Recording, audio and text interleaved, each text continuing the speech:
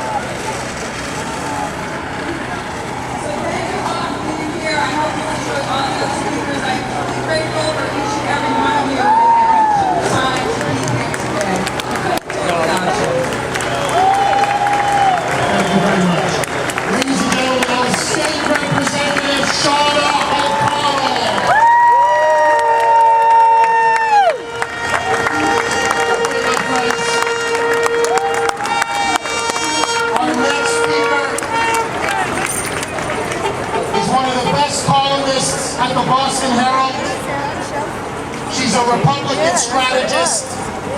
She has been standing with Kuhner country shoulder to shoulder in battle after battle after battle. She's one of my dearest friends. Please give a warm Kuhner country welcome to Boston Herald columnist Holly Robichaud.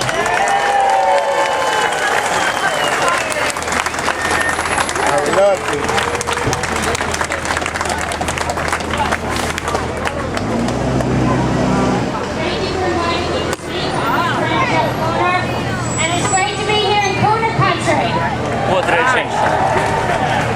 Nuclear war in the Middle East. Read all about it here.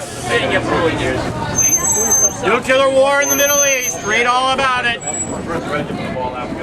Hiroshima, Part 2.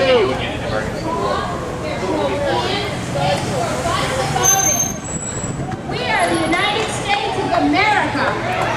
We should not be allowing Iran to dictate the terms of this deal. We lead the world, not following. Yeah. Close it down before someone gets run over. Ronald Reagan once said that taught us that peace through strength. You don't sell out our country. You don't sell out our allies. But that's what this administration is doing. You don't sell out our nation to the largest state sponsor of terrorism so you can get a Nobel Peace Prize. Any congressional member who is for this Iran nuclear deal is not a representative of our people. They're an Obama sellout, and worse yet, they're selling out to a terrorist state. How can any congressional member vote for this deal when Iran's past nuclear information I got a couple more on the way up. until after the vote? I guess it doesn't matter if the Obama I think it's fine. Usually for the help to use the other side. You're only hearing one side here. It is crazy. I'd be happy to take it. Yeah, give me a call if you want. I've worked with the United for Justice with Peace coalitions, various groups and subcommittees. Anyway, great. Thank you.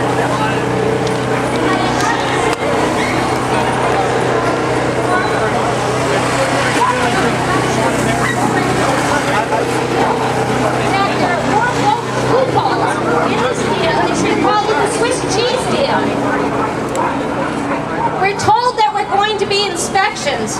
To the average low information voter, that might seem comforting, but we all know it's going to take weeks, 24 days, and for those inspections to happen. Who gets 24 days of notice on a surprise inspection? Yeah. Unless you get an email scandal. So, Iran is getting everything they wanted in this deal. They're keeping their nuclear program intact. What are we getting? Nothing. And worse yet, Israel's getting the shaft. We're giving them billions of dollars to sanctions to Iran. You don't make deals with the largest sponsor of terrorism, and you absolutely don't give them money. And President Obama and John Forbes Kerry couldn't even get our prisoners back. That should have been the first negotiating point.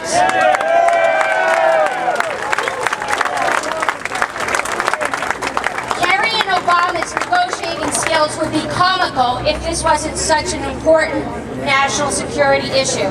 We cannot allow Iran to keep their nuclear program intact, have no secret inspections, and give them billions of dollars.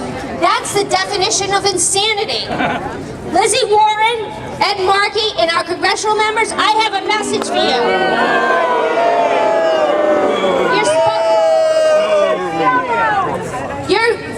Let them hear us now. You're supposed to work for us, not Iran. Protect our nation now. By supporting this deal, you have failed us. That's right. And our nation deserves better, and we will remember. Thank you very much.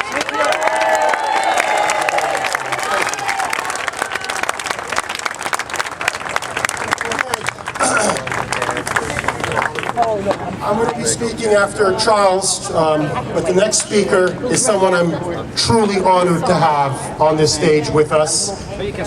He is Dr. Charles Jacobs. You've heard him on my show multiple times. He is absolutely fearless.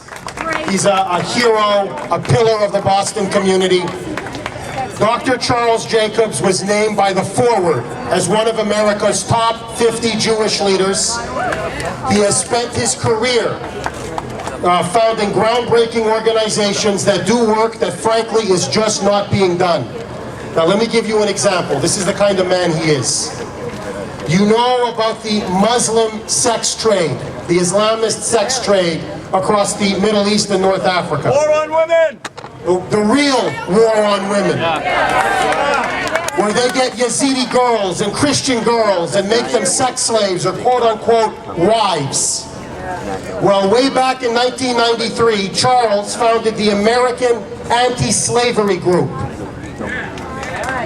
and brought international attention to the genocide and enslavement of black Christians in Sudan by Arab and Muslim extremists. Back then, nobody knew about jihadi slaves. Now, they know. Charles flew illegally into South Sudan several times with his Christian allies to redeem thousands of Christian women and girls enslaved by Arab raiders. In 2000, Coretta Scott King, Martin Luther King's widow, and former Boston Mayor, the late Thomas Menino, presented Charles with the first ever Boston Freedom Award for his work in actually freeing slaves. We have a true liberationist, a true liberator among us, a true abolitionist. Today, Charles has founded, and he is the president of Americans for Peace and Tolerance, which has been exposing and keeping track of the radical Islamist network all across New England. All right. They get things done, frankly, no one else does.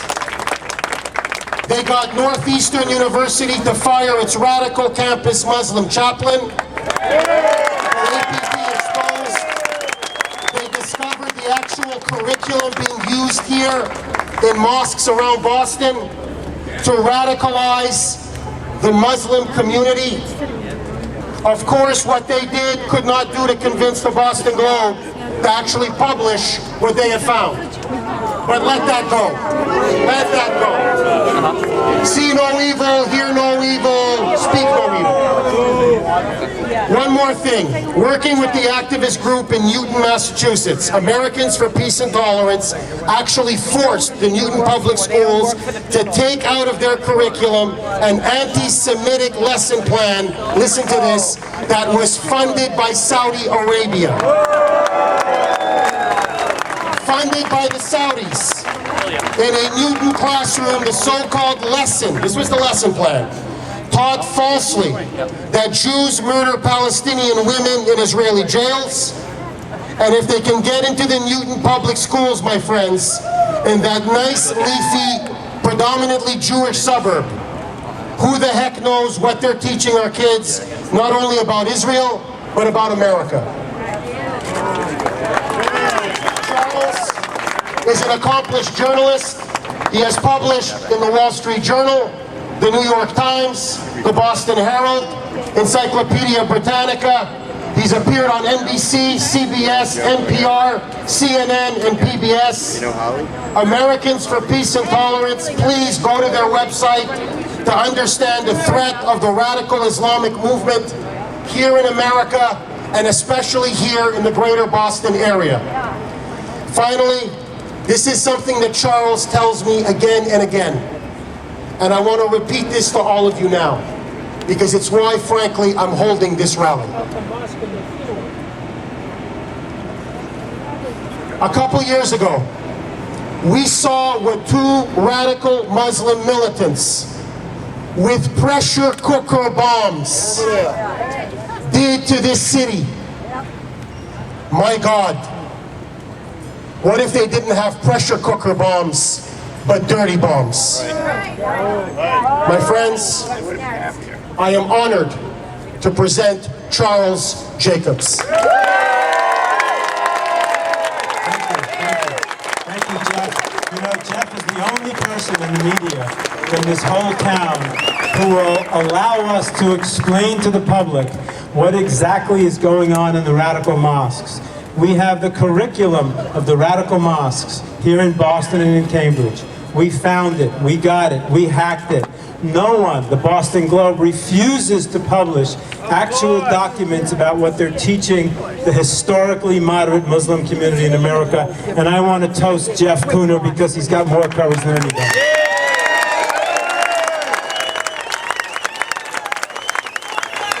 There's a rally in San Francisco today, so we're coast to coast. Look, it's very hard not to be dramatic about this. We are here because we sense that it is a turning point in world history. We came to protest because we think we're in a crisis.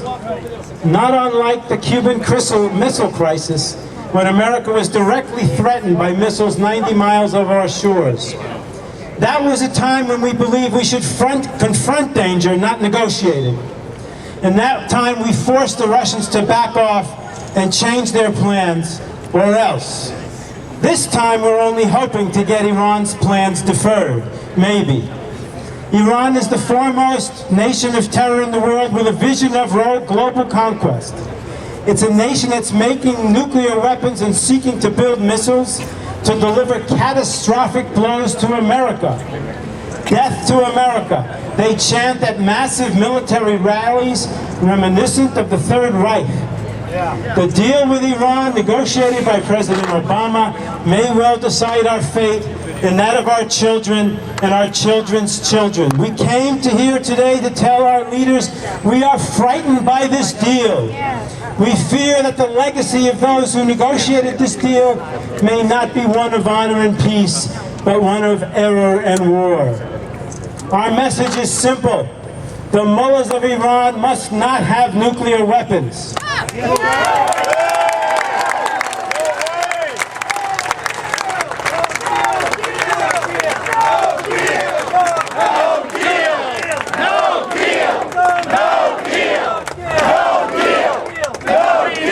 It's a no deal. No deal. It's a no deal. No deal. No deal. This fear we have come here today to express is bipartisan, shared by Democrats and Republicans alike. Senator Joe Lieberman told me he really wanted to be here today. He has knee surgery, but he sent you a message. From Senator Lieberman, I am sorry, people, I cannot be with you in person, but I want to thank you for gathering in Boston to oppose the proposed nuclear agreement with Iran. It's a bad deal in so many ways. Contrary to what its supporters say, it is more likely to lead to war in the Middle East than rejecting the agreement, because Iran will surely give some of the money it gets when sanctions are lifted to its extremist proxies, who in turn will use it to attack our allies in Israel and the Arab world. And they will have to respond militarily. The result will be another war in the Middle East. As a lifelong Democrat who is inspired, he says, into public service by Boston's own John F. Kennedy, it pains me to see how few Democrats today seem to remember the strong and principled foreign policy that President Kennedy made the Democratic Party's policy during his time. That must change. Thank you for turning out today to serve a cause larger than yourselves, which is the future of security of the United States of America, Senator Joe Lieberman.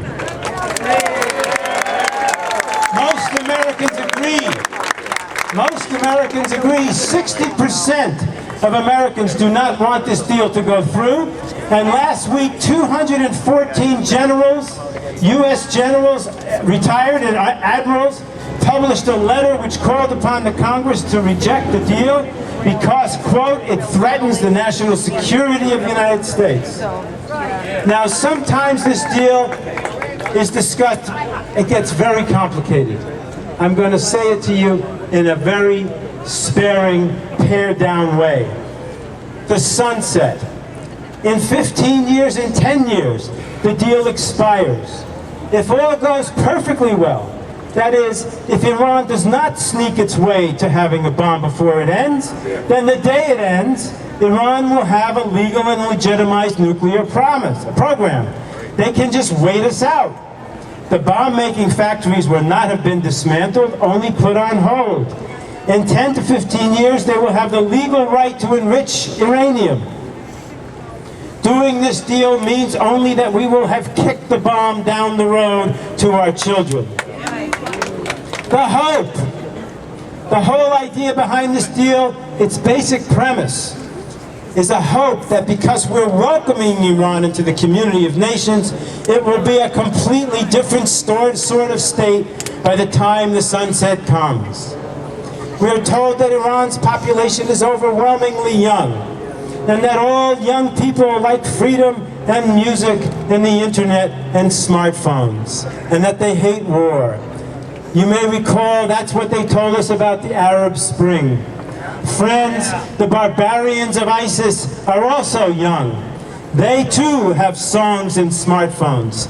Youth and gadgets don't always make people in the Middle East sane and peaceful. Unshackling. In 5 years, Iran will get legal access to conventional weapons. In 8 years, they can begin to build ICBMs, intercontinental ballistic missiles. They don't need that to hit Israel. Those are meant for us, the great Satan. The jackpot. As soon as the deal is signed, Iran will get a signing bonus of $100 or $150 billion to do with what they want. Nuclear spread. The moment the deal goes through, or even before actually, the Saudis and other Sunni Arab states in the Gulf will scramble to get nuclear weapons to defend themselves. What does this mean? It means that the hope of every living thing on this planet that we could achieve after Hiroshima and Nagasaki, nuclear non-proliferation, that if we couldn't put the genie back in the bottle, then we could at least limit the bottles. This desperate human hope goes out the window with this deal. Nuclear weapons everywhere, terrorists everywhere. We are giving in this deal a sort of Iron Dome protection to Iran. This is the most incredible thing, hard to believe. In this deal, we say that as long as the deal lasts, we will protect Iran from physical and cyber attacks to its nuclear facilities. We are protecting a regime that wants all the world's Jews dead, while they can build weapons to destroy all of America. What can we say? How is this not aiding and abetting a sworn enemy of the United States? How is not this the deal's Benedict Arnold clause? Secret side deals you've heard about. We're not even supposed to know that there were secret side deals. Ambassador Kerry says he didn't even read it. President Obama's not supposed to read it. The side deal lets them inspect themselves. Is this a mammogram? The IAE chief told Republican senators 2 weeks ago that he could not see the deal. We are betting the House on a deal we're not permitted to read. We have leaders who are going to change the temperature of the planet, but can't get their hands on a written deal about saving our lives. This is not health care. We need to know what's in it before we pass it.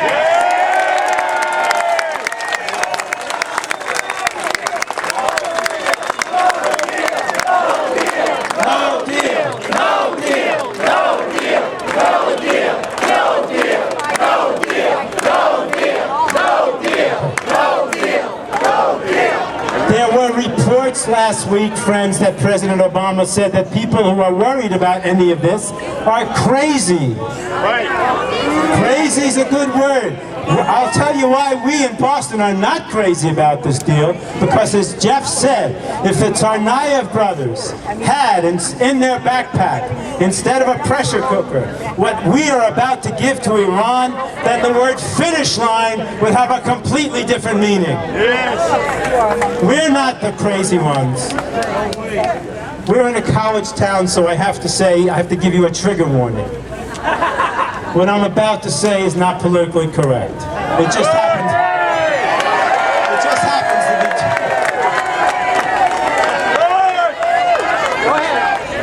be. It just happens to be true. The majority of religious Iranians and the leadership of Iran belong to the branch of Islam called the Twelvers.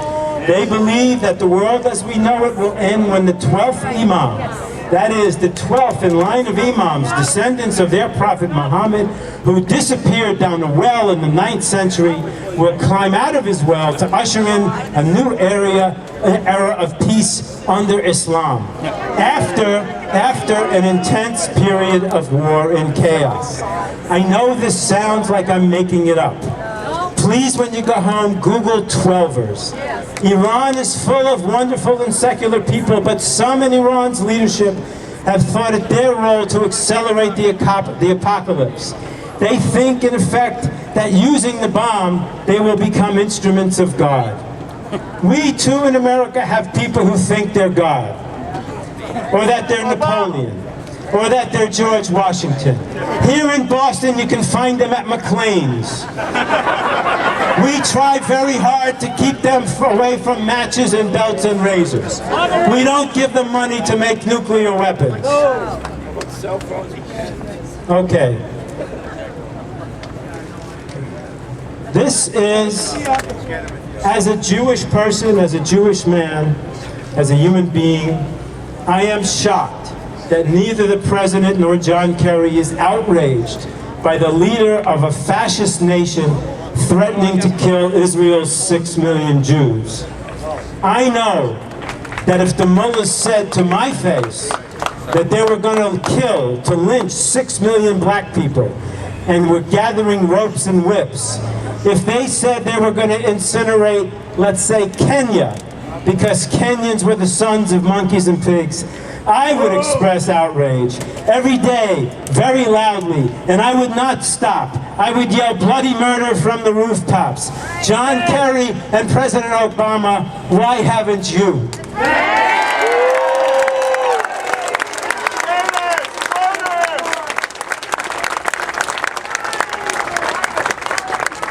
He said when he started, he understood he acted like he understood who the Iranians were. He acted like that. He said he'd never permit Iran to become a nuclear power.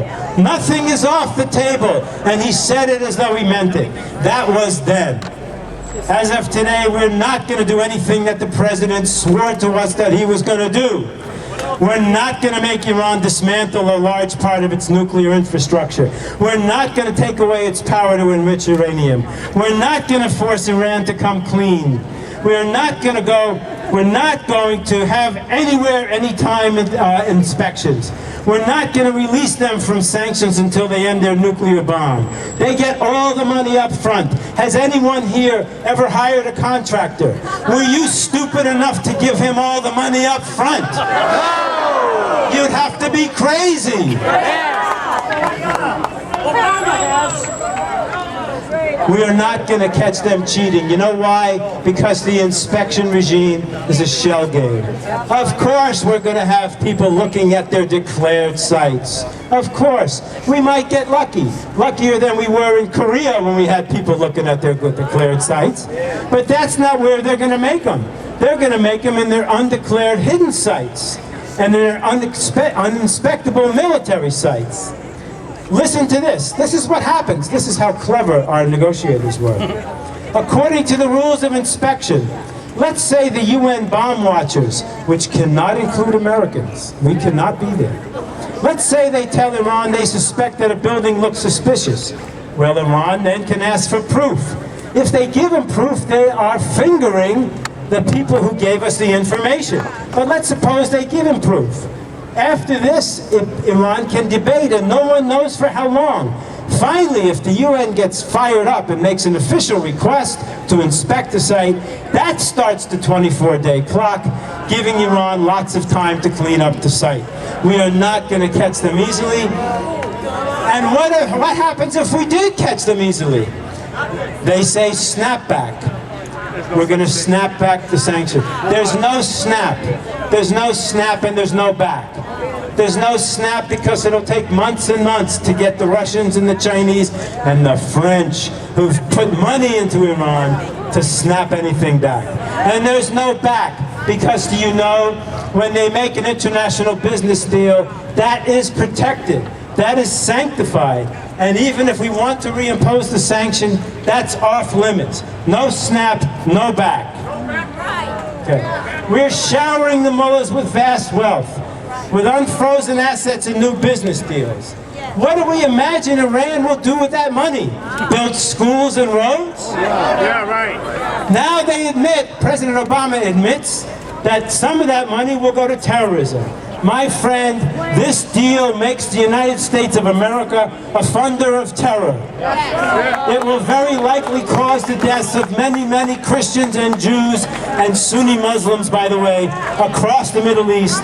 And terror will perhaps strike Europe and maybe even here. You have heard, have you not, we have a sort of porous border. This is a national security nightmare and a moral catastrophe. Who could sign on to this deal? This is not peace. 3 Massachusetts congressmen have yet decided. Congressman Joe Kennedy, Congressman Bill Keating, and Congressman Richard Neal. Congressman Kennedy, we are asking you, we are frightened. We're asking you directly to save us from this deal. You can do it. Remember your great-great-uncle, President John Fitzgerald Kennedy, and the Cuban Missile Crisis. That profile and courage is our legacy. Make it yours. You do not want the Kennedy name on the Iranian bomb.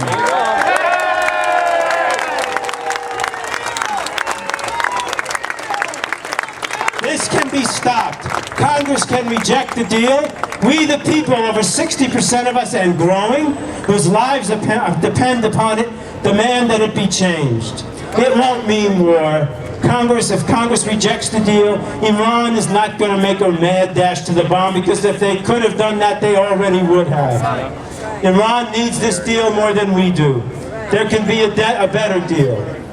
In 1938, threatened by the Soviet Union, President Reagan explained to us all, it is up to us in our time, to choose and choose wisely between the hard but necessary task of preserving peace and freedom and the temptation to ignore our duty and blindly hope for the best while the enemies of freedom grow stronger day by day.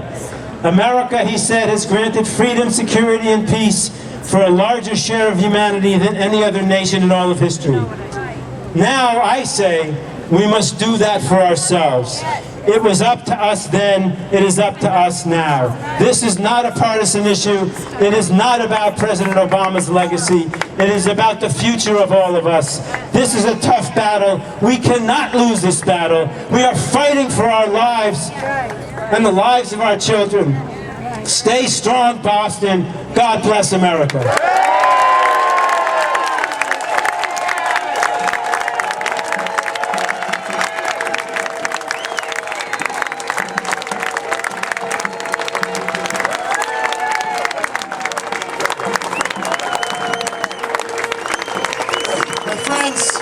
That was Dr. Charles Jacobs.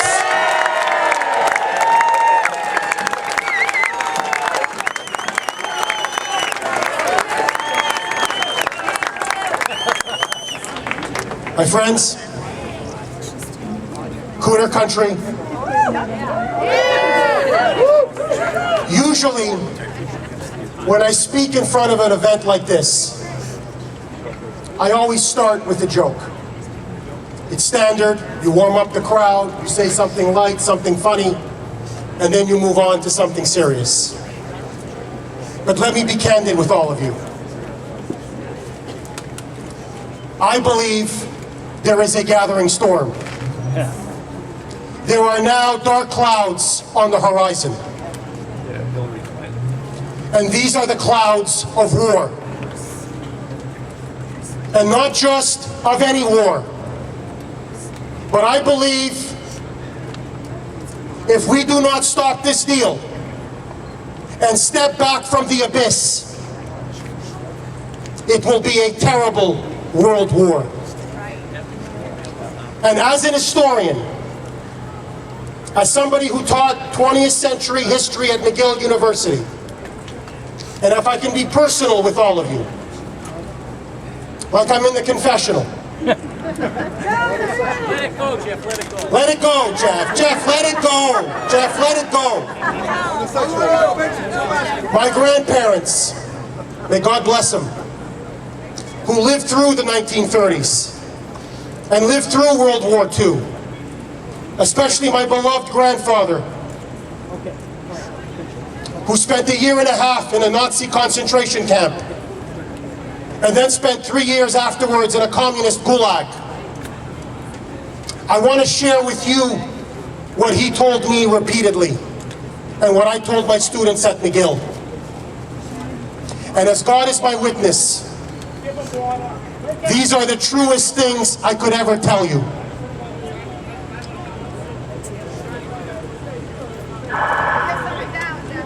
Hold on, someone just went down. Hold on. I think we had somebody who passed out from dehydration. I'm sorry, Kuhner country. Somebody get them water. Okay, let's all just take a slight pause. I think the person's going to be okay. You know, I don't want to make light of this. I hope the person is okay. But this is almost becoming a Kuhner country tradition. No, really, every rally we have, somebody passes out from heat exhaustion. So we're going to get that person water, and hopefully they'll be okay. I wish I'd remembered to bring water. I didn't. Yes, I want to thank in particular, please, let's give a nice applause to our wonderful police officers and state troopers. We love you guys. We love you. By the way, as they're taking care of this person right now, Blue Lives Matter! Blue Lives Matter! Blue Lives Matter! Blue Lives Matter! Blue Lives Matter! Blue Lives Matter! Blue Lives Matter! Blue Lives Matter! The police officers and the stateies wanted me to relate to you, because some of you are upset, and I don't blame you, the reason why there are no flags on the pole, on the flagpoles. They say it's not out of any disrespect. Literally, they just painted the flagpoles. That's why the flags are not there. They want to say to you, please don't be upset. It's not out of any disrespect. They wanted to relay that to all of you. And we've got plenty of flags here. Okay. Person's okay? Yeah, okay. Okay, thank you. Thank you again to our Stadies. Great job, guys. We love you. You guys are the best. The best, the best, the best. My friends, as my grandfather told me, September 1938, when he heard on the radio in German, my grandfather actually spoke German. He was from the former Yugoslavia, he was from Croatia, but he actually spoke German. And he heard in late 1938, Hitler on the radio bragging about a deal known as Munich. And there was the Fuhrer with his SS stormtroopers and his mighty Wehrmacht, with fascism now surging all over Europe, telling everybody, this is my last territorial demand. I've asked for the Sudetenland, and the Western powers have agreed. Appeasement has given us peace. And in England, a Prime Minister by the name of Neville Chamberlain, who, by the way, history now forgets this, was literally the most popular politician in the Western world. They loved him in England. They loved him in France. Roosevelt openly congratulated him for his magnificent statesmanship at Munich. Came back in London, off a plane, pulled out a piece of paper, and waving to an adoring crowd and a fawning press corps, said, I have given you peace in our time. Chamberlain has an apartment right up that street. My friends, what he guaranteed and what the Western statesmen guaranteed was not peace, but war. And Hitler himself in private told his inner circle, I have met the Western powers, I have seen their leaders in the eyes. Quote, they are cockroaches and I will crush them. There is a saying I've always told my students, and I want to repeat it to all of you. Those who fail to learn from history are doomed to repeat it. This is the Munich of our time. That wasn't open before. This is our Munich. As I say, it's Munich 2.0. It's worse than Munich. This doesn't prevent Iran from getting the bomb. It paves the path for Iran to get the bomb. And as our wonderful speakers before me have stated, we get nothing. Nothing. Iran remains the largest state sponsor of terrorism in the world. Iran will continue to spin its centrifuges. It will continue to develop its uranium stockpiles. It gets $150 billion. Whether the deal is passed or not passed, the mullahs will get $150 billion. And for all of you to understand what that means to the Iranians, their economy, ballpark, is about $350 to $400 billion. It would be akin to us in the United States getting $8 trillion in cash. The mullahs, the Islamo-Nazis, are going to be deluged, flooded with money and cash. Don't even take my word for it. Like Hitler in 1938, the Ayatollahs are already bragging and boasting. As we were negotiating, and I'm sorry, I've got to say this. Who the hell enters a bicycle race at the age of 73 during one of the most important negotiations in our country's history. Jean-François Carrier. And then breaks his leg. He should have broke his I swear to you, I tried to make the negotiations in a wheelchair with his cast. And the mullahs are looking at him. I said, Mohammed al-Mohammed, this used to be the land of Reagan and John Wayne. Look at this guy with his Evian water and his little cast. But let that go. So there's Jean-François with his Evian bottle and his little cask in a wheelchair. He's about to fall off, and they gotta no, secretary, stay up, stay up. There he is, back and forth, back and forth. He's got training wheels though. But I tell you, I missed his. Remember one time he was on a pink bike? Yeah, I swear. He should have gone in the race with his pink bike with the training wheels. There's Jean-François. But I'm sorry, but let that go. Okay. We didn't even get our 4 American hostages back. That's disgusting. You would think, if you're negotiating with the mullahs, you want the bomb, here's the bomb. You want access to all your intercontinental ballistic missiles, build that up, here it is. You want to lift the embargo, here it is. You want to continue to fund terrorists, Hamas, Hezbollah, Islamic Jihad, all over the Middle East, here it is. You want 150 bill, here it is. But for God's sakes, could you give us at least the 4 Americans rotting in the jails? They couldn't even give us that. That's how disgraceful and bad this deal is. That's why we say, loud and clear, no to this deal, no deal, no deal, no deal, no deal, no deal, no deal, no deal, no deal, no deal, no deal.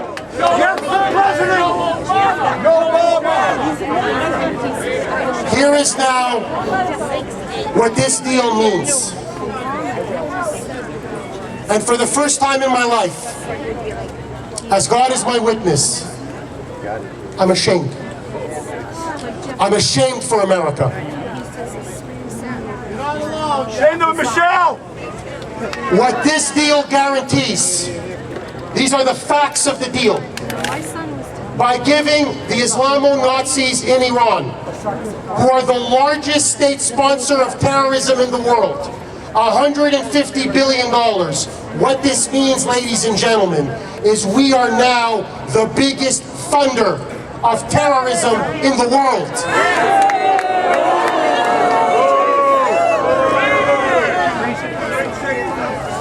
But we've done something even worse. We have now given our stamp of approval to a regime. And please, I need everybody to listen to me. Please, I'm begging you. I have been studying this regime for years. Since 1979, from its inception, it has been dedicated to 2 things: the destruction of Israel and the destruction of America. In fact, as we were negotiating with the mullahs, with Jean-François in the wheelchair, with the casket, the cask on him, there he is, about to put us in a casket.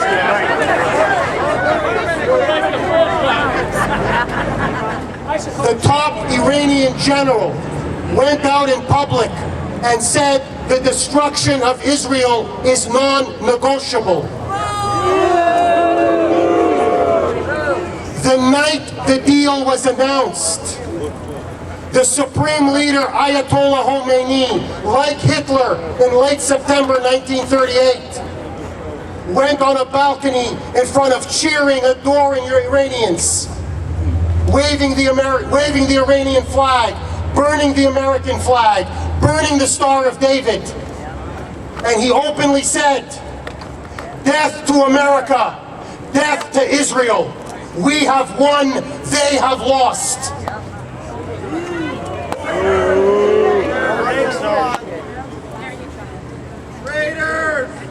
Here is now, if this deal is implemented, here is now what is going to happen. This regime, led by their fanatical, crazy Ayatollahs, this is what they teach their school kids. This is what they propagandize their youth in the universities, on television, on radio. They are convinced that we are now appearing, quote, the end of days. And that according to Sunni revolutionary theology, a Muslim Christ, the 12th Imam, will descend from the sky to usher in a world Muslim empire. But for this to happen, the world must be engulfed. Their words, not mine. Now listen to how chilling this is. It's like Mein Kampf. They're telling us what they're going to do before they even do it. In a great ball of fire. The Ayatollahs have openly said, we will get the bomb, and then we will wipe Israel off the face of the map. And once Israel is destroyed, we will then destroy the great Satan. My friends, how much clearer can they make it? This will unleash a regional arms race, a nuclear arms race.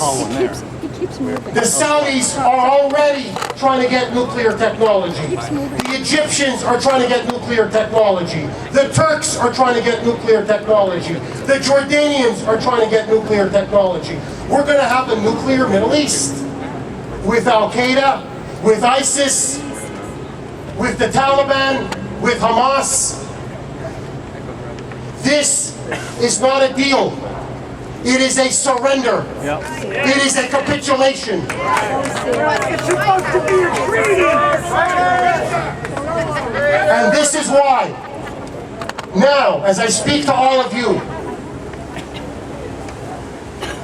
we are now living at a pivotal crossroads in history. That's right. Just like September 1938 was a pivotal crossroad, this is now our crossroad. Absolutely. Will we have security or will we have war?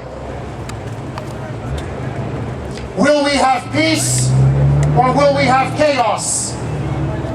Will we have freedom or will we have Islamo-Nazi tyranny?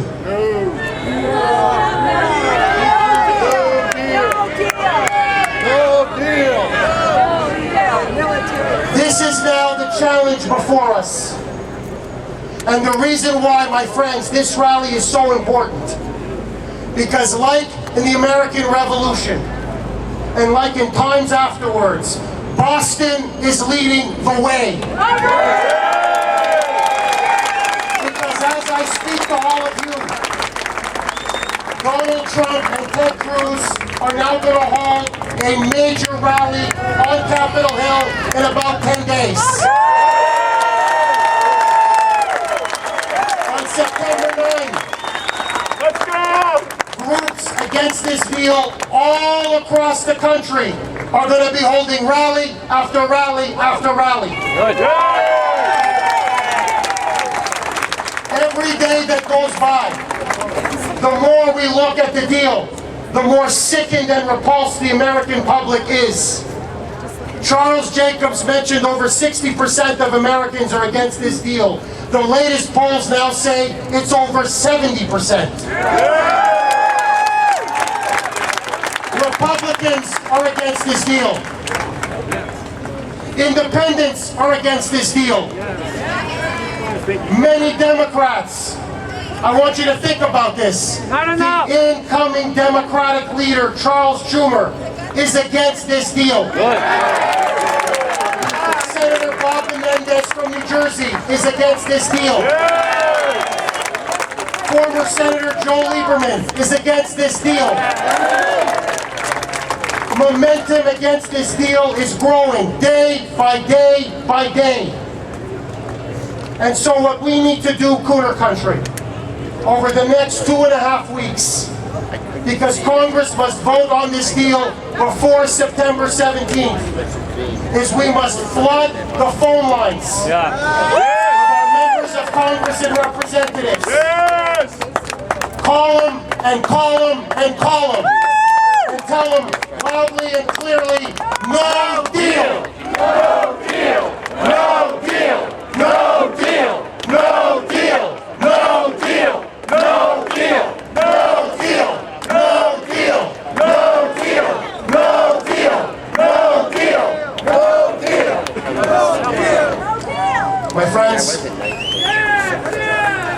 let me wrap this up by saying this.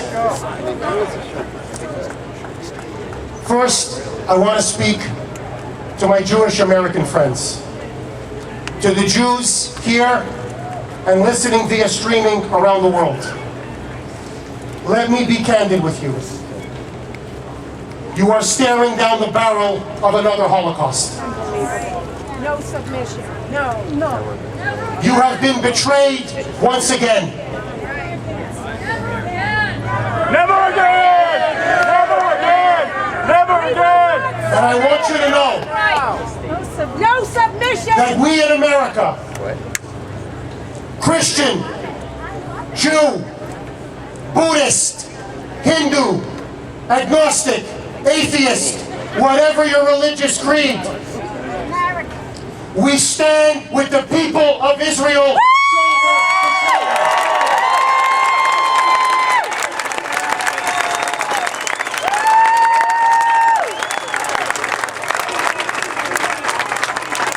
And if Benjamin Netanyahu, and God bless him, if Bibi Netanyahu decides that for the existence of the people of Israel, for the security of the state of Israel, if they must go alone and bomb the nuclear sites of Iran, I want him to know that maybe Obama won't back him, and maybe Jean-Francois won't back him. But I'll tell you this from the bottom of my heart. America and Kuhner country.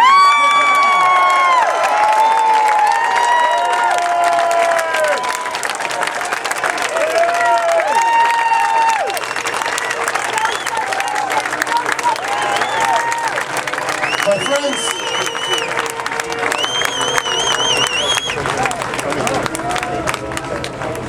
my fellow members of Kuhner country, we are now living in historic times. Scary times. From Bunker Hill to Gettysburg, from the beaches of Normandy to the Berlin Wall. Every generation of Americans has had to pick up the mantle of freedom and liberty. We are here because we have been blessed by God Almighty to live in the freest, most prosperous, greatest republic in the history of the world. And what I am urging all of you now, it is always darkest before the dawn. And just as previous generations of Americans had to stand up against the enemies of their time, now is our time to defend our children and our grandchildren. God bless America! My friends, we have the greatest weapon in the world. We have the truth. We have morality on our side. We have justice on our side. We have the truth on our side. So what are we afraid of? Nothing! Let us speak it. We're not. Loud! And if we speak it loudly and clearly, and if we show the elites in Boston, and the elites in Massachusetts, and the elites in America, that we will stand up for freedom and liberty and stand up to the greatest Islamic Nazi threat of our day. And this time, we will not go quietly into the good night.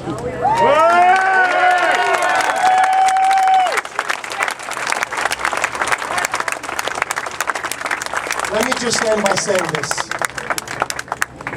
On July 4th, 1776, this country achieved a miracle. A miracle. There we were against the greatest empire of its time, a band of patriots dedicated to the sacred principle that we are all endowed by our Creator with certain unalienable rights, the rights to life, liberty, and the pursuit of happiness. And out of that revolution was born not just a nation and a republic, but a city upon a hill.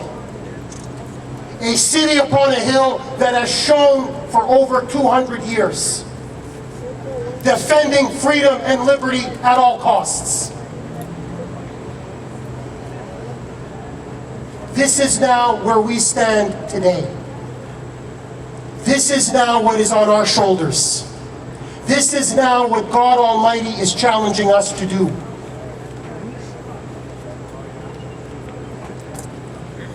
Together, if we speak with one voice, with courage, bravery, and patriotism, we will show the world that America is still the beacon and defender of freedom, not just for us, but for everyone, everywhere.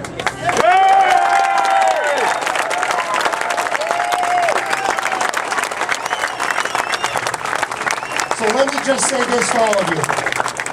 For the next 2.5 weeks, you have my word of honor. I am going to pound Obama and beat him like a drum on this day. And I am going to do everything possible to make sure that we get a 2/3 majority in the House and the Senate and kill this deal.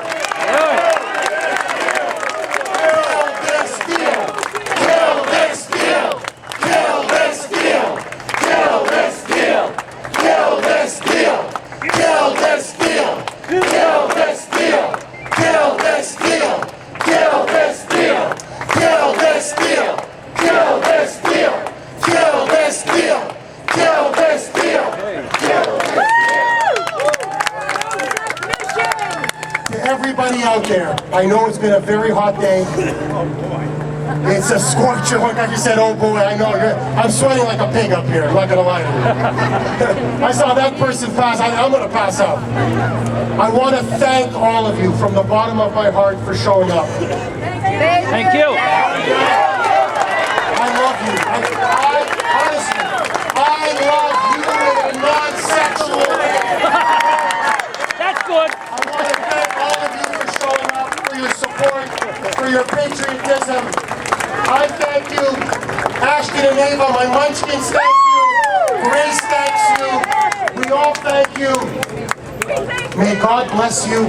And may God bless the greatest country in the history of the world, the United States of America.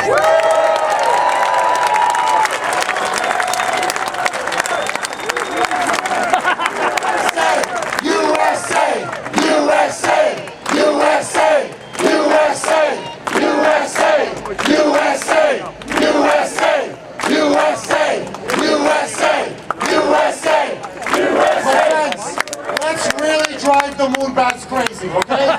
Well, really, the campus activists, let's go. Israel, Israel, Israel, Israel, Israel, Israel, Israel, Israel, Israel, Israel, Israel, Israel, Israel, Israel, Israel, Israel, Israel. As I say, Israel now, Israel forever, baby. Thank you. Look at this flag. Look at this flag, this wonderful one. That's a great flag. This is going straight up in my library, right on the wall. All right. you. Kuhner country, God bless you. Thank you so much.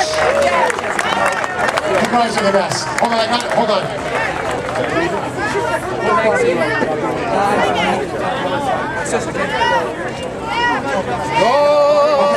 Sean O'Connell wants to say one more thing, and we'd love to sing God Bless America. Who's got a, I have a horrible voice. Who's got a good voice? Okay, first Shauna will speak, and then please, somebody with a, you know, it's not American Idol. We're not going to judge you here. It's not a contest. But anybody with a good voice or half-decent voice, God bless America. Please, go on up. Very quickly, a very important and fun announcement here. In just a couple of days, guess whose birthday it's going to be? Jeff Kuhner! Let's wish him a big happy birthday!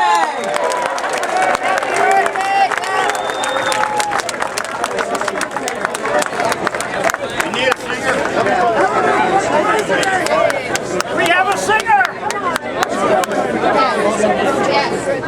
We have people here. Obviously, we have our wonderful Jewish supporters are here. Kuhner country listeners are here. But we also have people from the Haitian church. They're very grateful to Israel for helping them during the earthquake. Thank you. We love you. Vive la Haiti. Or as Jean-François would say, je suis un Haiti. I am in Haiti. I think he knows French. 3 words. Let that go. And the Latin church. People from the Latin church. God bless you. Thank you for coming. I'm going to be 46 in 2 days. I swear, I feel like an old man. My back hurts. I feel middle-aged, you know? I got all this, you know, nose hair. I got to start using scissors to cut hair. Receding hairline. I'm like, this is getting depressing. I may have to ask Howie for recommendations on hair transplant. Just a moment, please. Lilia is going to sing Happy Birthday. Kind of like JFK Rebel. She's going to sing Happy Birthday.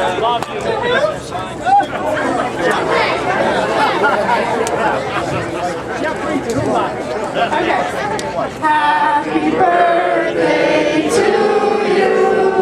Happy birthday to you. Happy birthday, dear Jeff.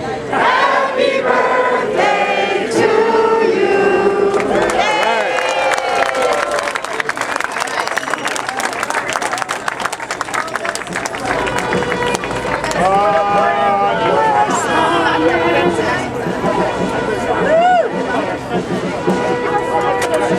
Now Brenda is going to lead us with God Bless America.